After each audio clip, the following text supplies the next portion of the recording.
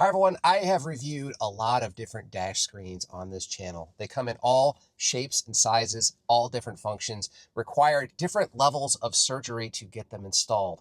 And that level of surgery, a lot of people might find intimidating. And for those of you that have wanted a dash screen, but you don't want to deal with the surgery, I have a screen for you sent to me by my friends at Hand Show that I want to show you because the surgery to get this particular screen installed is darn near zero. All right, as you can see, this screen is a very small package. So let's see what's going on inside the box. We have just our basic documentation. Here we have our screen itself, which you can see is very small, and it also does not require any surgery on the dash to install. It's held on with adhesive. Then we've got some prying tools. We have this long cable, which is super thin. We'll get to that in a second. And we've got a couple of hookups to the car, and you won't need both of these hookups. You're going to need either one or the other depending on whether or not you want to do the easy install or the just slightly harder install. We're going to go for the easier install, which is going to be using this and routing it to the back center console, which is super easy to get to. So that's what you get inside the box. Now, before we install the new screen, I have to remove the old screen. And this is a screen that I also got, I believe, from the same company. And overall, I like this screen a lot. And you can check out the link right here as far as what it took to get this installed, which involved removing the dash and storing a bunch of wires and screws and such. But one of the big drawbacks of a big screen like this happens right up back here, which is it blocks your air vents. Now, even though this has an air vent duct to help with that, it's still an issue. Now, one of the things I like about the new screen, aside from the fact that there's got to be a lot less surgery, is that we can get the job done in a much smaller package. So getting this new screen installed is going to be super easy because you don't need to take apart the dash. Almost every single screen install that I've seen involve taking apart the dash and disassembling part of the front of your car. You don't need to do that. The connection point that you need to get to is back here in the center console area. There is a connection port to the car, which we'll tap into. Now, I will throw a little caution to what my plan is because mine is a 2020 Model Y, and for the longest time, the port back here behind the center console existed, but I have heard reports that the newer Teslas don't have this port, so you're going to have to use the alternative method, which does involve routing the cable up and doing some surgery on the front of the car. I'm not going to cover that here, so if you're interested in this, pop off this back port, which we'll show you a little bit later, and see if you have that port. If you do have that port, then you're good to go with this type of install. So again, this screen install involves zero surgery to your car. Well, not zero, very small amount of surgery. It just involves popping off a single back cover in the back, which we'll get to next. All right, here's a screen, and you'll see there is a little pigtail here, and it's designed to mount with adhesive right here on the center of your screen. And there will be this little pigtail that does stick down. That is just, I guess, a drawback from not having to do any surgery on your car. It is gray. It's probably something you're going to ignore over time, but if something like that's going to bug you, then this might not be the screen for you. But if you like the idea of not having to do a lot of surgery to get a screen like this on your car, well, there's value there. So with that, just need to take the cable and start routing it down and around to where it needs to go. I will admit this is a little difficult to film. It kind of tucks in there, and this cable is nice and thin, and it does slide in there. And once it's slid in, you can't see it. So here's the little pigtail here, which will plug into the screen. Just need to kind of route that cable out and around. Okay, it does have to route outside of these little cracks to bridge this gap over here. They do have these small double-sided stickers will help secure some of this area up here, but we just need to route that cable out and around.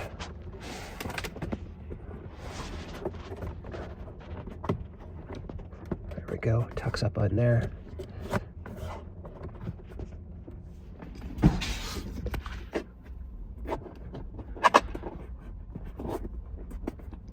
Now that you've got the cable routed, you need to get access under here. And I've already moved the cover. This cover goes here. It just pops off. If you follow my channel, you've seen I've done a lot of surgery in this area, and this is actually the easiest place to go. I've got extra types of accessories plugged in here, but what we want to get at is this connector right here, and what they provide is a splice which has the connection for the actual screen. So it's just a matter of disconnecting this blue cable, applying the splice like that, and you're good to go. And now you have the connection here, which we can make for the screen itself like that. And then it's just a matter of putting it all together and popping that cover back on, which is, you know, no big deal, just held on with some clips. You will have this exposed cable to deal with, so you'll have to do a little bit of cable management with that. But other than that, you should be good to go to get this all put back together. Now, before I secure the screen, I'm going to just do a test hookup here and make sure that it powers up, which it should. Oh, that's a good sign. And it powers up, and we can see that I've got some various doors open. I step on the brake here, and I'm seeing some information show up. So with that, I know our connection is good. Again, we haven't really taken apart anything in the car, and now we have a screen that we can secure on the dash, which we will do. I think for me, having it down as low as I can is going to work out the best. Just press down, hold for a few seconds, and we should be pretty much good to go. All right, now that the screen is installed, I've lived with it for a little while, and you can tell from the addition of the facial hair for No Shave November that it's been a little while since you saw me install this screen, because I really wanted to live with it for a little while before giving you my final thoughts and feedback. So with that, let's kind of get into the good and the bad, and there's a couple ugly that I want to touch on, so you can make an informed decision on whether or not this screen is right for you. All right, here you go. Here is the main interface for this little screen. You can see here on the screen that you've got a picture of the car. The car should be automatically detected by the color car that you have. You've got some basic indication. This is a touch screen, and I can swipe between CarPlay, Android Auto, get into our settings, which we'll cover here in a sec, and that's basically all you get. You also have your PSI gauge here for when you're driving, and we'll show you what that looks like in the driving mode. So let me talk about what I think is a high point for this screen, and that is its CarPlay integration.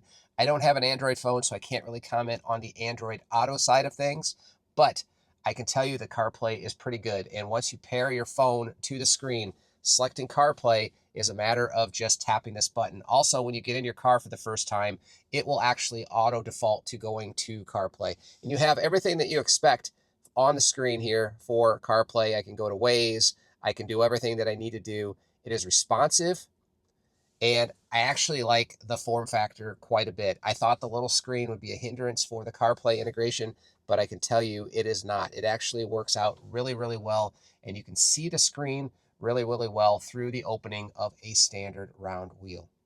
Another feature that I like while CarPlay is running is you still get some basic car information over there on the edges.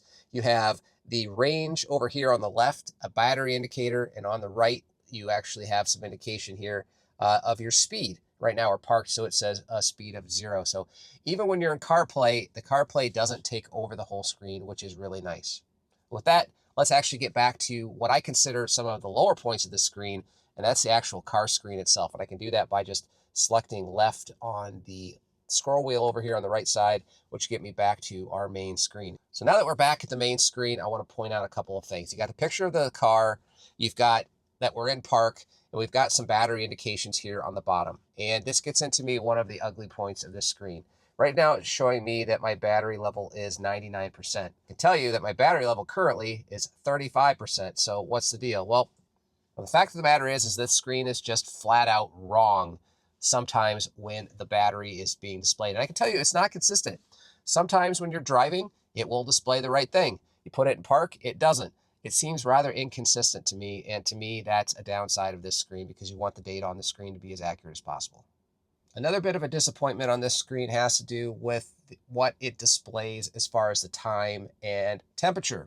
You notice the temperature is in Celsius, and for the rest of the world you might say that's fine, but for America, fortunately, we work on the Fahrenheit scale most of the time, and there's no way to change it. It is locked in to Celsius. It is what it is. That's what you get. That's a problem for you. It's going to be a problem. The other thing has to do with the time. I have it set up for 24-hour time because, frankly, 12-hour time doesn't work. It doesn't display AM, PM correctly. It displays AM all the time. So lock it into 24-hour time, and then you'll get an accurate time reading. Let's take a look at the settings that you get inside here. Let's go ahead and select settings. We have like brightness, and we have our time, 24-hour or 12-hour. As I said before, the 12-hour doesn't seem to work very well. You can select it for day or night or auto. I have it set to auto. The controls are pretty basic. You can pick between PSI in US units, but there's no way to change the temperature. We can select a language, and then the software, where there are some auto update features on this particular screen. So those are some of the rough points of the screen, and to show you what the rest of the screen can do, we really need to get this thing out of the garage and go for a drive. All right, let's start by showing what it looks like in reverse. We put it in reverse, we get this reverse indicator. We have a little speed indicator on the right, and it shows that we're going in reverse. So it does give you some indication of what's going on. Nothing exciting. You do see a little R in the bottom right corner, but let's go ahead and put it in drive. And when we're in drive, going slowly, you see just this little indicator here. And you can see that the car transitions to this screen right here, where you get a miles per hour on the right-hand side, and you get the indication of a graphic of the car, and it's driving down a road, and you also see our tire pressure is going. And that's pretty much all you get, which to me, I have to admit, is a little lacking. There are a lot of screens out there on the market that give you a lot of options as far as layout and types of things you want to see on the screen, and I've reviewed those myself. But for this one, this is what you get. And I think that is a miss on this particular screen. Does it actually display what you need, like range, some of the time? Does it display how fast you're going? Yes. But in my opinion, it is losing out on a lot of opportunity because it takes up the center part of that screen so much with just the car graphic, showing it going down a normal driving road straight.